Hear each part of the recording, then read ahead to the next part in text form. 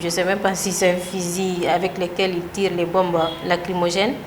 Il m'a visé en plein visage, il me l'a envoyé, il a envoyé le projectile direct sur moi. Et entre-temps, j'avais un peu bougé, donc le projectile est venu tomber sur ma main, là, la main avec laquelle je tenais la caméra.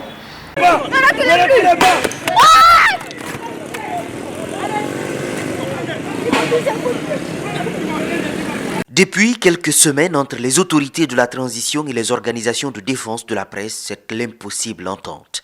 Les associations de journalistes tiennent l'État pour responsable de la censure de 2 sites d'information très suivis. Cette mesure des autorités de la transition est une façon. Nombreux sont les hommes de médias qui affirment sans trop réfléchir que la Guinée connaît un net recul de la liberté de presse. Le blocage du site Guinée Matin a notamment précipité le bras de fer entre le pouvoir de Conakry et les responsables de médias qui tiennent le gouvernement de transition pour responsable de la censure.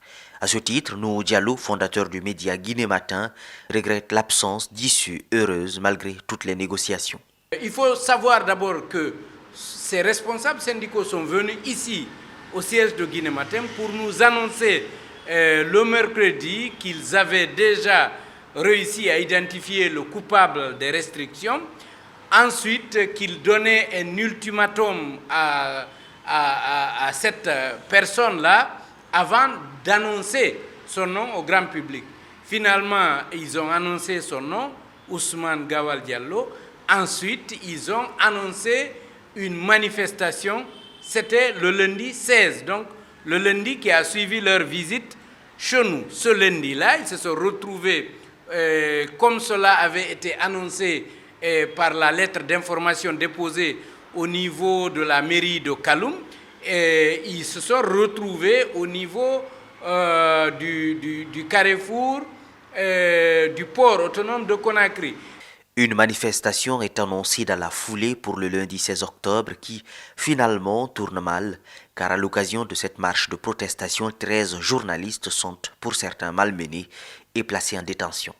Ils ont été gazés, chassés de là, pourchassés même, arrêtés, 13 d'entre eux, gardés pendant toute la journée, auditionnés par le procureur, et puis d'autres ont réussi à s'échapper. Des gens ont été blessés, notamment 2 femmes qui sont également des journalistes. En effet, parmi ces 2 dames touchées, il y a Mariam Aboyi Bari qui, durant plus d'une semaine, est restée à la maison, malade. Ce mardi, pour elle, c'est jour de reprise. Ses souvenirs sont encore douloureux. Mais entre-temps, comme il y avait la bombe de gaz lacrymogène qui était jetée sur moi, je ne voyais plus rien. Je suffoquais même, tellement j'avais du mal à respirer.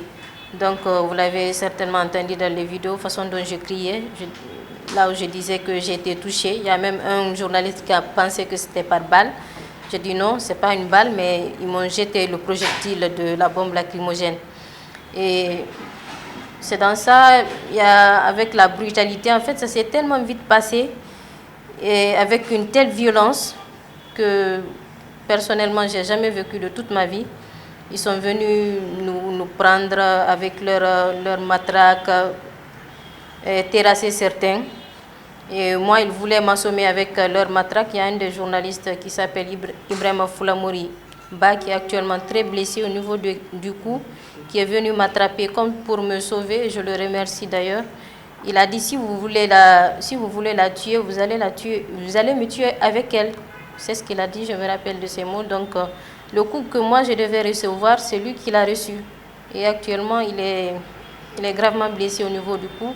À noter que le porte-parole du gouvernement, Ousmane Gawal Diallo, principal accusé dans cette affaire, a déjà annoncé qu'il ne se reprochait de rien. En attendant, le média guinéen, un des plus suivis en Guinée, reste inaccessible.